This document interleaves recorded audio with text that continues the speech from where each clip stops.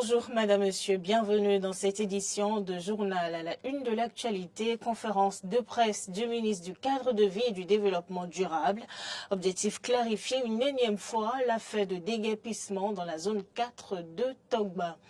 Le président de l'association béninoise Eau Énergie ABE, Gabriel Kona, réagit dans ce journal sur les nouvelles mesures relatives à la jouissance des quotas d'électricité et d'eau prises par le directeur général de la SBEE. En interactualité gay israélo-palestinienne, l'ONU décide d'enquêter sur les crises sexuelles commises par le Hamas lors des massacres du 7 octobre dernier en Israël.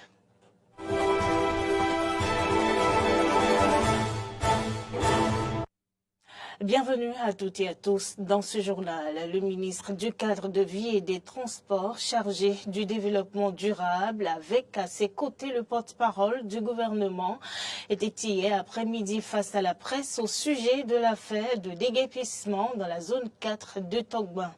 Après les explications du porte-parole du gouvernement week-end dernier, l'autorité ministérielle a tenu à remettre les pendules à l'heure dans cette affaire. Le compte rendu est signé Clémence Tonocoin.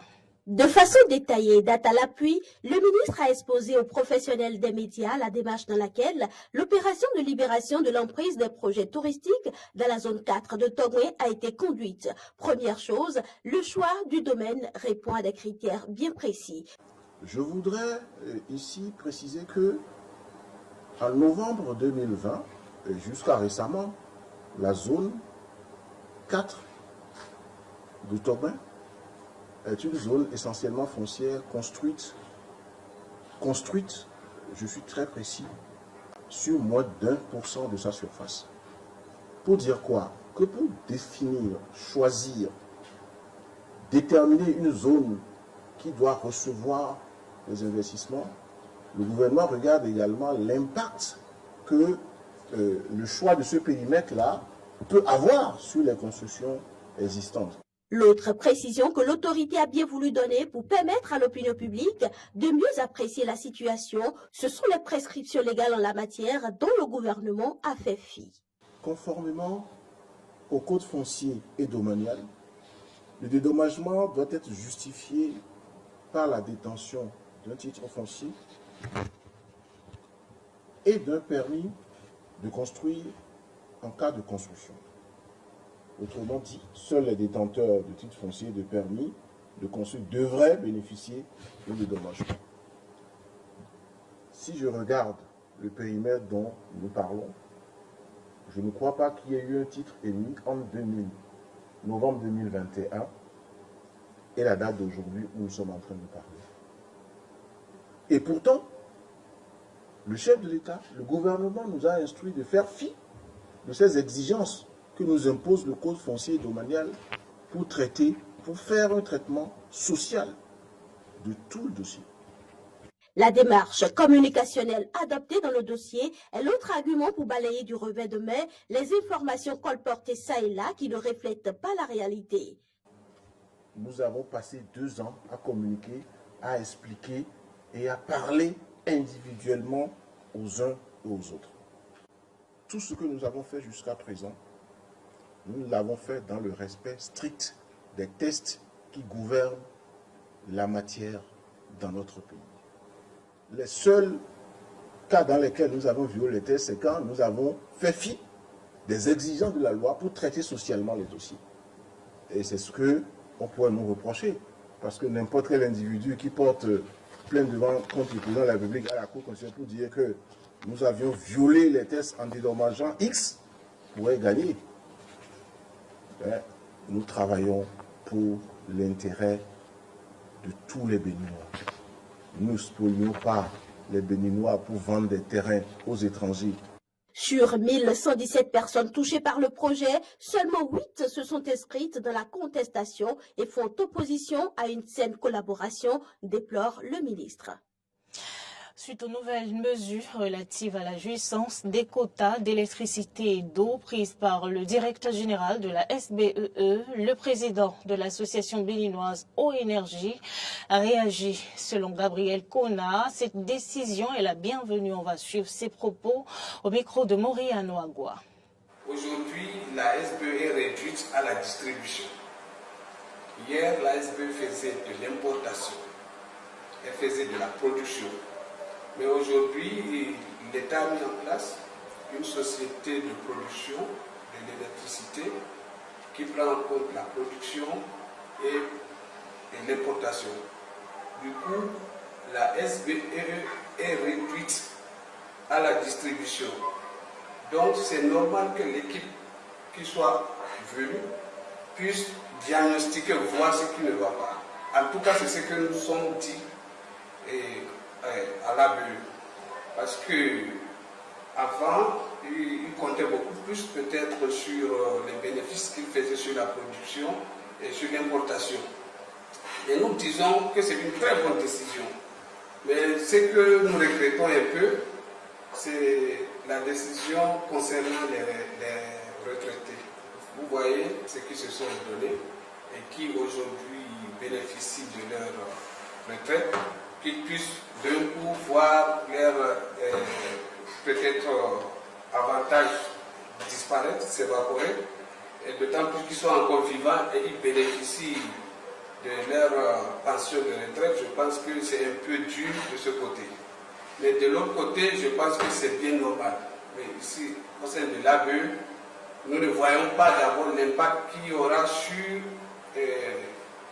la qualité de l'énergie peut-être, ou bien l'amélioration des conditions de vie des consommateurs. Puisque cette décision, selon nous, ne changera en rien. C'est le quota qui a été distribué qui se fera en numéraire, qui sera mis en cause sur les salaires. Et autre chose, c'est qu'on va peut-être apprécier aussi de l'autre côté.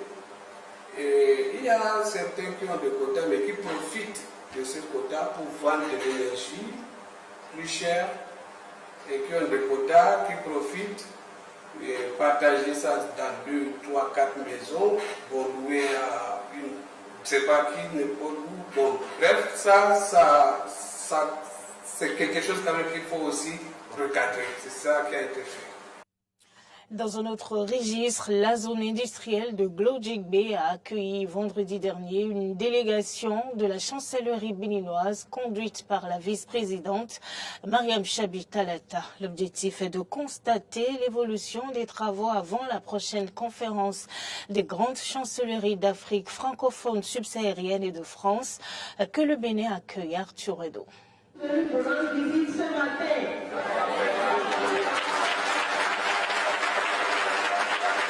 Une visite fortement applaudie et accueillie par les responsables de la zone industrielle de Glodjigbe et de la CIPI Bénin SA. Mariam Chabi Talata, vice-présidente du Bénin et sa délégation ont été entretenues sur l'évolution des travaux au sein de la zone. Après les discussions et éclaircissements, la délégation a par la suite eu droit à la présentation de la maquette de cette zone. Ici, nous avons des parcelles qui sont beaucoup plus grandes en surface, ce sont des parcelles de 2 hectares. Donc parfois, les investisseurs demandent à ce qu'on fusionne leurs parcelles. Donc il y a des investisseurs qui ont 4 hectares, il y en a qui ont jusqu'à 23 hectares en un seul bloc.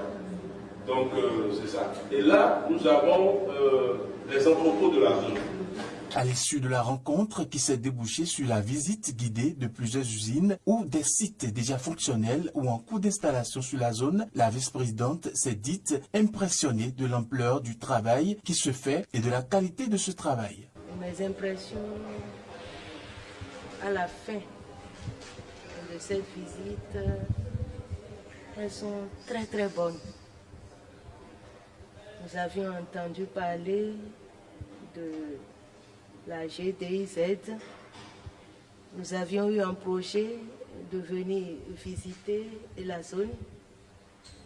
Nous n'en avons pas eu le temps depuis un certain temps, mais depuis que nous avons commencé nos visites de prospection des sites à proposer à nos chanceliers qui seront avec nous en juin ou juillet 2024 dans le cadre de la 11e conférence des grandes chancelleries d'Afrique francophone et de France.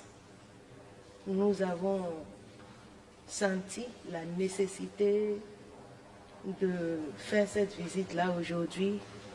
Et j'avoue que nous avions été impressionnés par l'ampleur du travail qui se fait ici. Un travail formidable qui force l'admiration de tout visiteur qui foule le sol de la zone économique de Glodjigbe, surtout quand le nombre d'investisseurs augmente régulièrement. Aujourd'hui, nous avons signé avec 36 investisseurs qui sont en train de s'installer.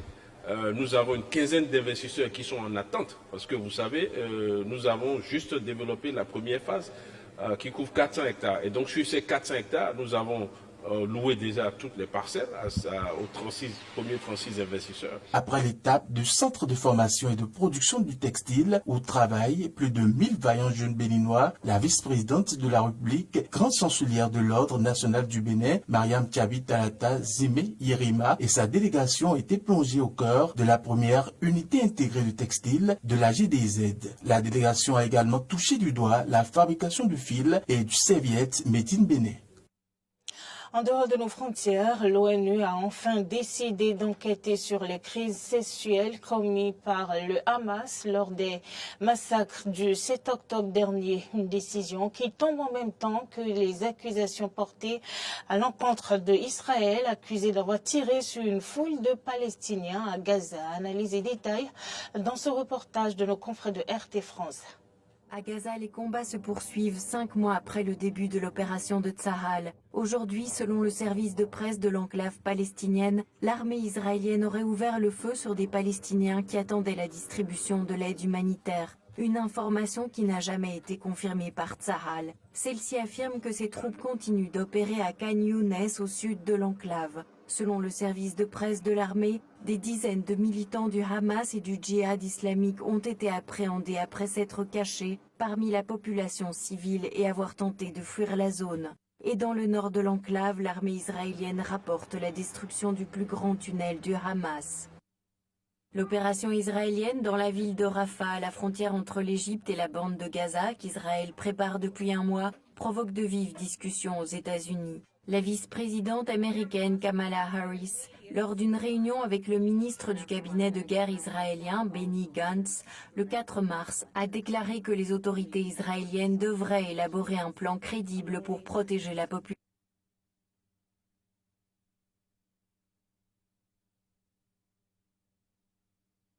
Voilà quelques soucis avec cet élément. Nous y reviendrons dans nos prochaines éditions. Ce journal sur FM ici, madame, monsieur. Je vous remercie de nous avoir suivis. Retrouvez-nous sur l'ensemble de nos plateformes digitales, Facebook, YouTube, avec l'identifiant Bénéden TV. Portez-vous bien.